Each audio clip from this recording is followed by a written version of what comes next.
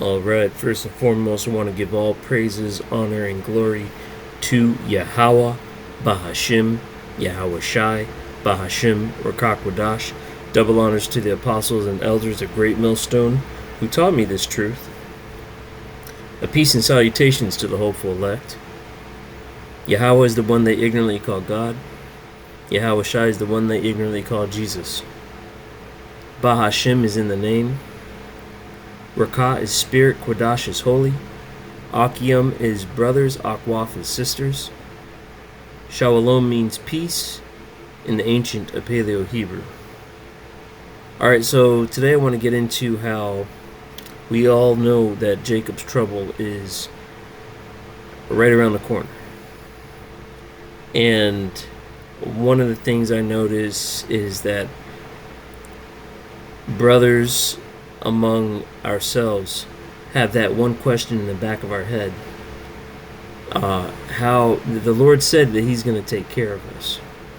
So we want to know how, but it's not up to us to know how. But we are given accounts. We are given the Bible that has the accounts. Remember, the Bible is written for our learning. You Negroes, Latinos, Native Americans, West Indians, and Haitians, we are the 12 tribes of Israel. Okay? So repent, for the kingdom of heaven is at hand. Now, we have the records in the scriptures. So what we're going to do today is go into a few accounts of how the Lord, Yahweh Bashim Yahweh Shai, has fed His people, fed us through hard times, especially the prophets. So we're going to go into the accounts, and Lord willing, this will be edifying. And I know the picture that you see on the screen is not a raven.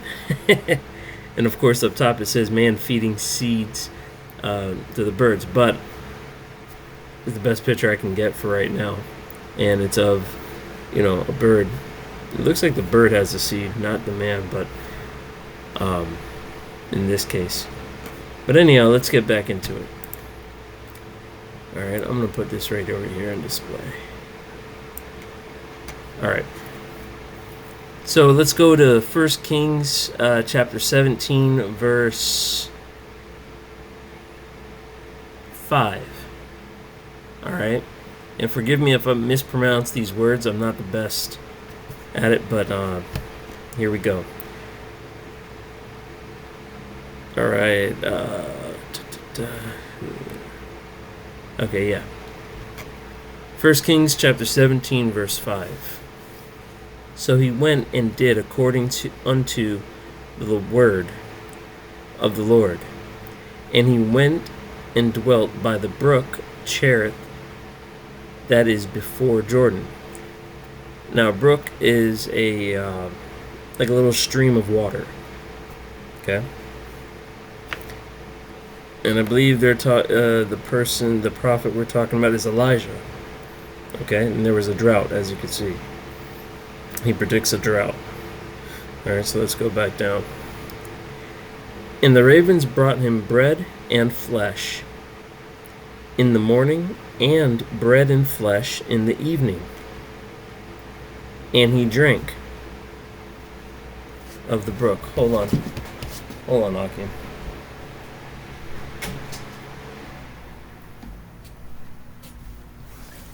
I forgot I had the fan on. Yeah. Okay, I'll read that again. And the ravens brought him bread and flesh in the morning, and bread and flesh in the evening, and he drank of the brook. Okay?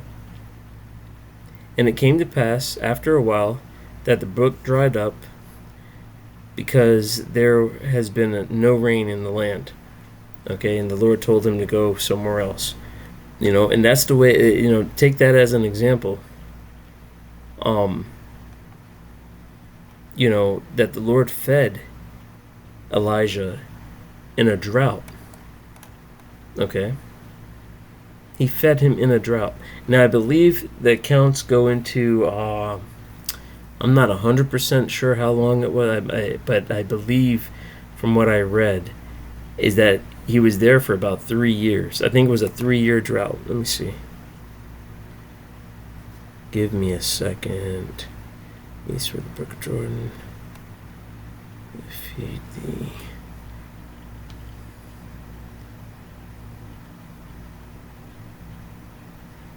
And look, even here it says, "And it shall be that thou shalt drink of the brook, and I have commanded the ravens to feed thee there." You know, I'm sorry, I should have read verse 4 but first, but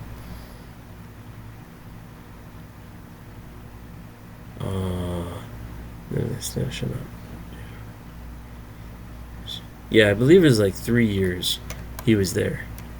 But anyhow, that's one account. Okay, and that was Prophet Elijah, and he was by the brook, which is a stream of water, a small stream, not a big stream, just a small stream of water, and he dwelt there for a certain period of time. In every day, in the morning and in the evening, the ravens would give him food, bread and flesh. Meat, bread and meat. Okay, now let's go into the book of Matthew, where Yahushua fed 5,000. Okay, actually it was more than that, and we'll get into it. Alright, when Yahushua heard of it, and this is when basically Yahushua, he actually went away. It was right after John the Baptist got beheaded, I believe. Yeah, John the Baptist got beheaded, and he went on a ship. Not a ship, but a small boat, and just was, going along. So basically, the crowd started to follow him. So when Yahushua heard of it, he departed hence. It says it right here. Hence by ship into a desert place apart. And when the people had heard thereof, they followed him on foot out of the cities.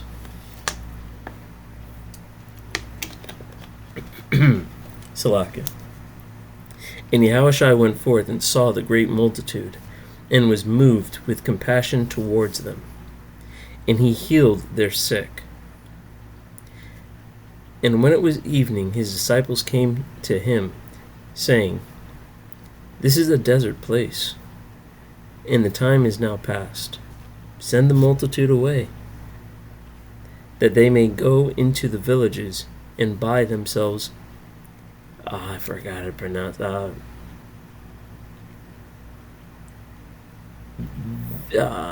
Basically, food. Salakia. I believe the C is silent.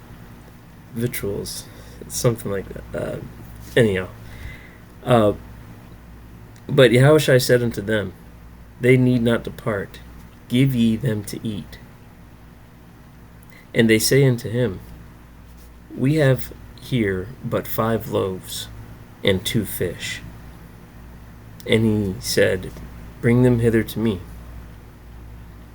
And he commanded the multitude to sit down on the grass, and took the 5 loaves and the 2 fish, and looked up to heaven, and blessed, and brake, and gave the loaves to his disciples, and to the disciples to the multitude.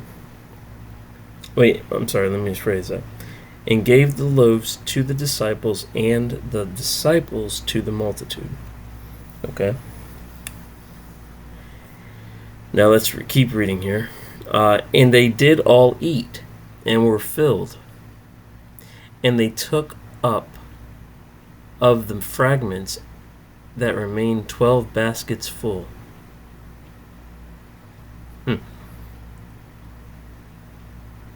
And they that had eaten were about 5,000 men, beside women and children.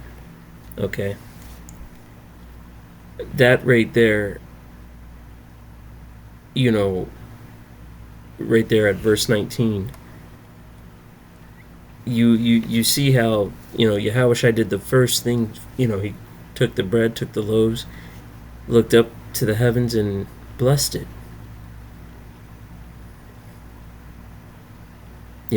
And all were filled. They did all eat, and they were all filled. Okay? We're going to have to, have that type of faith. Yahushua didn't even stress over how much they had.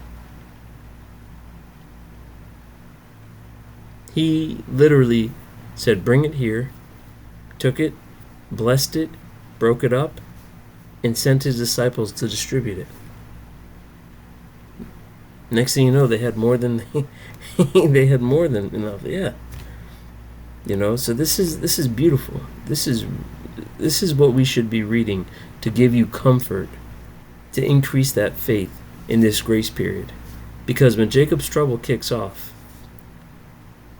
you're going to need to have this type of level of faith and just trust in the Lord, Yahweh Bashem Yahushai. You have to have that type of level of faith.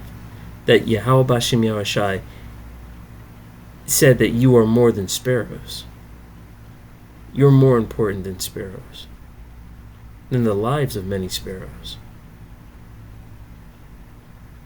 You have to trust and believe that He's going to deliver you and feed you like He said He would. Now, you may have to go a couple days. That's kind of why we practice. I believe that's why, when it comes to the Day of Atonement, why we, the Day of Atonement, if you brothers and sisters don't know, that, you're not supposed to eat or drink anything for a whole 24 hours, sun down to sundown. You're not supposed to eat anything or drink anything. And that's kind of, I feel, that sets us up for, all right, we know that we can go 24 hours because you test yourself. You do your best. And that's my thing. I really feel that that's preparing us as we follow the laws, statutes, and commandments to the best of our ability. Now, we know that we can't follow all of them, but we do the best that we can. And we continue to study and read the book, the Bible. It's there for our learning. It's there for us to learn. These accounts that we're reading right now is for us to digest and know that the Lord is going to be with us. And He said He's going to do even greater, more miracles than what He did in the past. This Exodus that we're about to see, when He comes and delivers us out of the hands of these, out of the hands of this place, it's going to be way better than the Exodus of Egypt, the physical Egypt that is. Okay, so this last verse I'm gonna get. There's two accounts, but it ties in together. This one I love. I love it. I love how this ties in together because it ties into Daniel, Salakia, Daniel, who's in the lion's den. Okay, and if you don't know, the Apocrypha is part of the Bible. Okay, and in the Apocrypha, underneath Bel and the dragon, I'm gonna go ahead and read Daniel, and then we'll read in the Apocrypha Bel and underneath the book Bel and the dragon. Okay, and I want you guys to see how this comes together. Okay, Okay.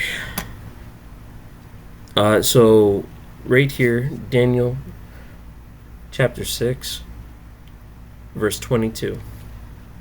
All right. And this is Daniel speaking as the king came to see if Daniel was eaten by the lions. This is Daniel speaking, saying what happened. My God sent his angel to shut the lions' mouths, so that they would not hurt me.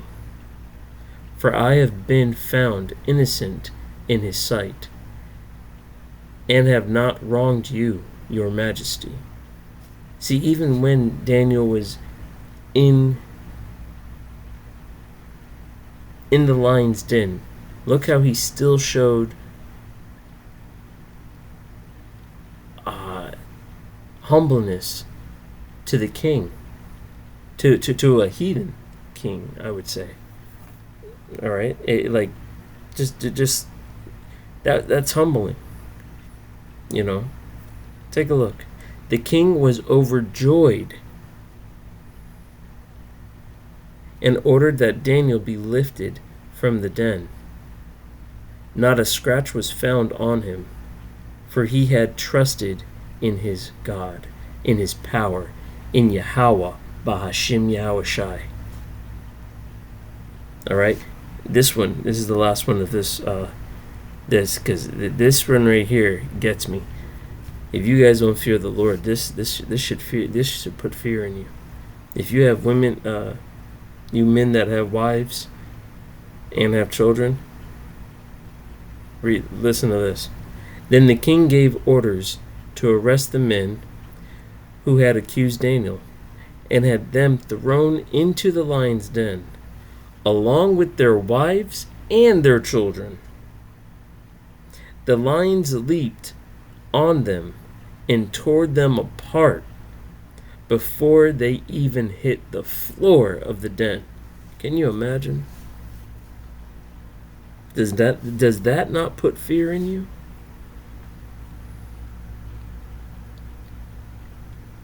You know, those guys that accused Daniel of you know, him praying and stuff, Daniel didn't care. Daniel said, "This is my God. I'm going to pray." They accused him to find a fault with Daniel because they basically set him up. They, oh, maybe if they stop praying, put out a law saying if anyone that prays, such and such and such, and you got to read it for yourselves, guys. But it's to show you that the Lord is in control of all things. You try to set a trap, and guess what? You fall into the trap. In this case, those men that tried to trap Daniel,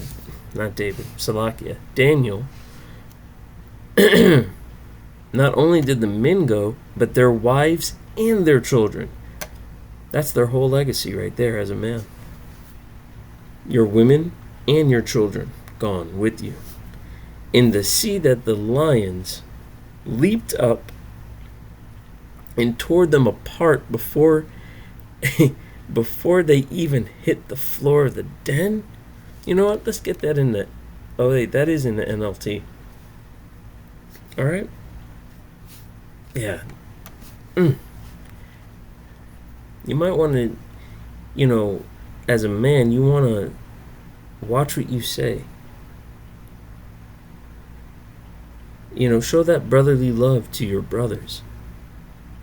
Stop coming up against your brothers. Show love. Now, the Lord is a man of war too, yes. But these are your brothers. Now I'm not saying in here that those men that accused Daniel is his brothers. But I am just saying that this is... That's terrifying to me as a man, as a husband, as a father. I wouldn't want my wives and children or myself to go through teeth of wild beasts right here. I mean, rip them apart before they even hit the ground.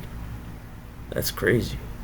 Now, anyways, I'm Salakia. I drifted off a little bit, but all right. So we know that Daniel was in the lion's den. Now I want to read this part in the Apocrypha underneath Bel and the Dragon. I believe it's chapter 1.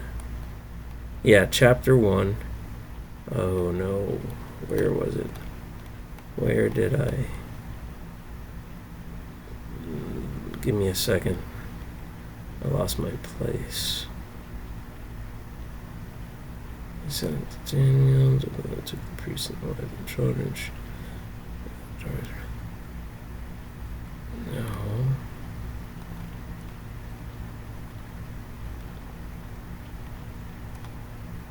Oh man, I lost it. I forgot where I was. Salakia Akim. Okay, bear with me.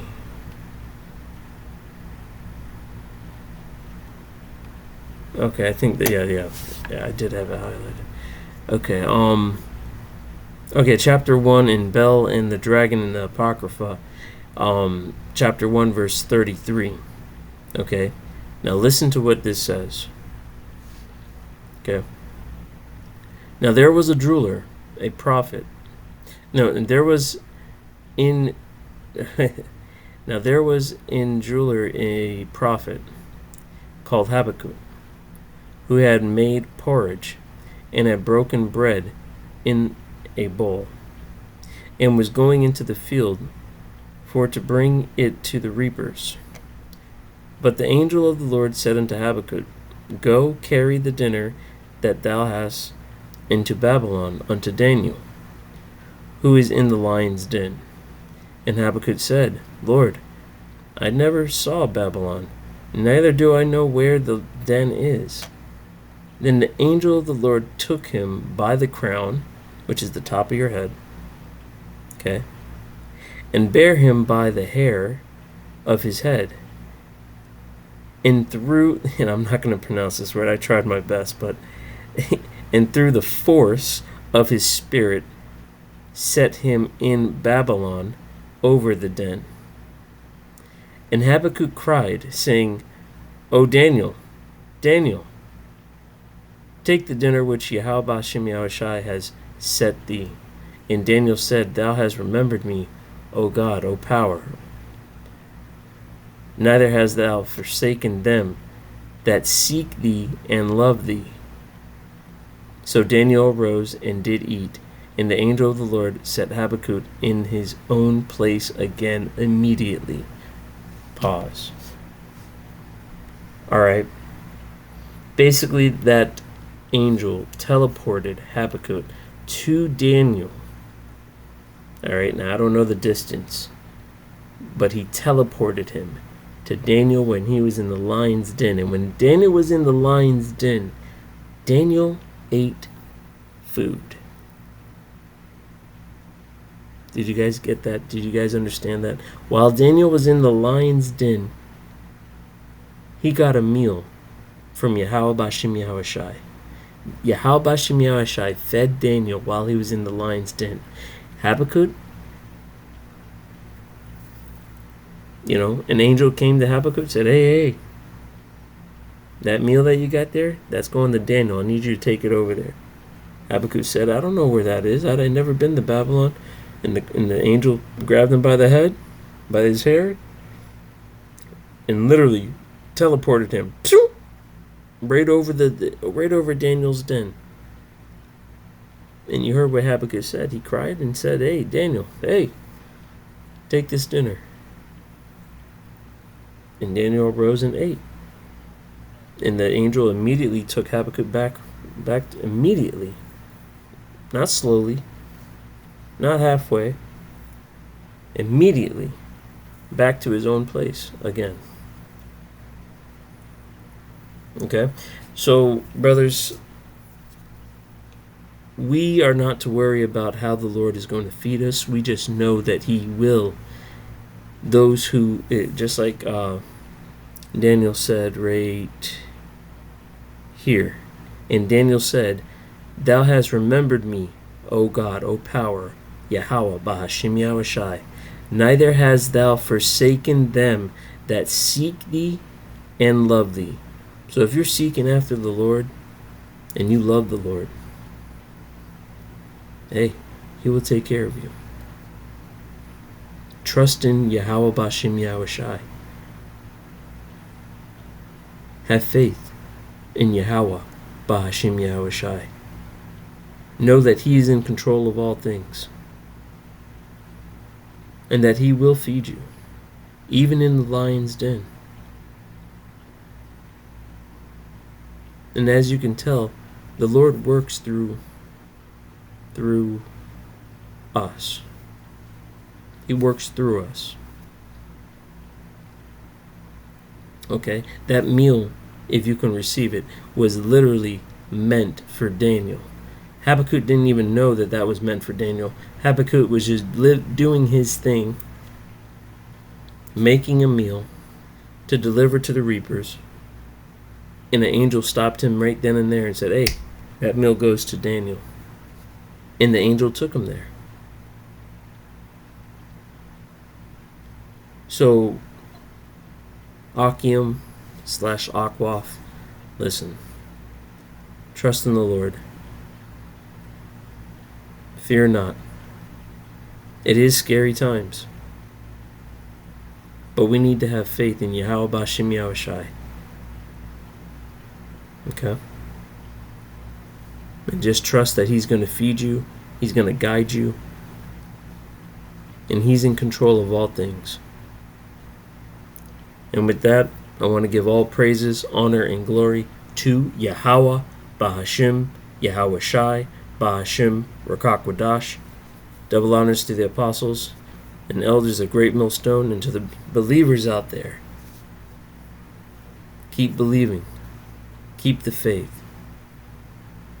Alright? Lord willing, this was edifying. Till the next time. Shalom.